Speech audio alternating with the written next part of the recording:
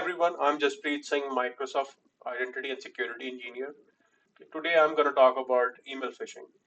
Phishing is boring, but still one of the common ways of attackers to use it to attack the companies. So it's been almost 20 years that I've been hearing this. That attackers try to phish, so attackers try to impersonate the users and try to steal the information by sending the suspicious links, malicious links.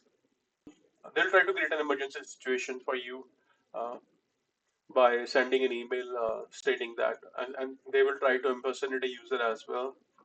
But nowadays, it's very common that they do study about you before sending an email. For instance, they will check your social media account, they'll check your LinkedIn profiles as well. They'll check that where you are working on, what are the common red flags. So when you receive a phishing email, how will you identify that it's a phishing email or not? So always check.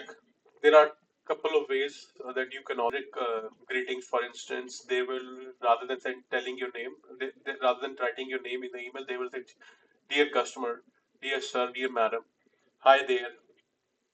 Uh, Unexpected links, because usually you don't, when you receive an email from something that you would expect, you know about it, like you were expecting, you do not receive links. However, when the phishing links email comes, they will send you with some malicious links.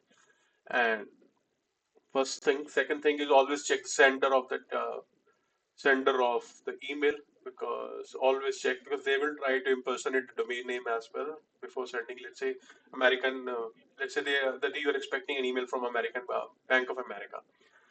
So their actual domain is their real domain. The legit domain is bankofamerica.com. However, they will try to impersonate the domain by using something Bank of America 17.com, something like that. And you will, because sometimes when you're in emergency, when you're in urgency, although the name of the domain would be the same, however, and underneath, when you double click on that domain, you will find that the domain names are not accurate. Rather than Bank of America, so A something, they will use six, something like that, or O, instead of using O, they'll use zero. So something like, they will try to copy the same domain name. So you'll have to make sure that your domain names are correct, the emails are legit.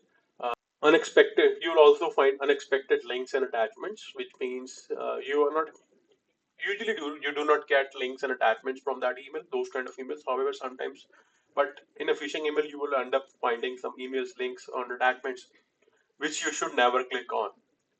Threats of promise is also one of the common red flags that you will sometimes find in the phishing emails. For instance, they will try to they will try to ask you to demand an immediate action. For instance, pay this invoice immediately. So tools aren't enough.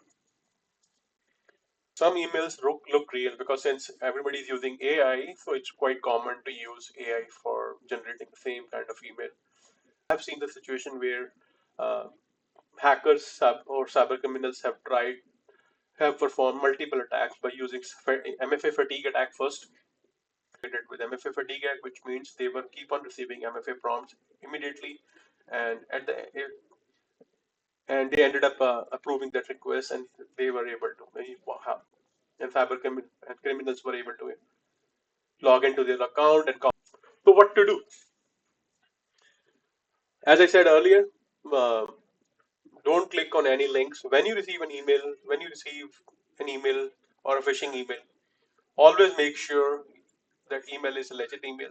The sender is right. That email, you're expecting an email. However, if you received any phishing email, let's say, and you're not able to identify that email is like legit or phishing, so what you should do is always call the user, sender, send the message, go meet the user. Let's say if the user is in the office, go to his or her office, check that did you send an email. If he confirms that yes, he did send it, then it's a legitimate. If he did not, then make sure it's a legit email.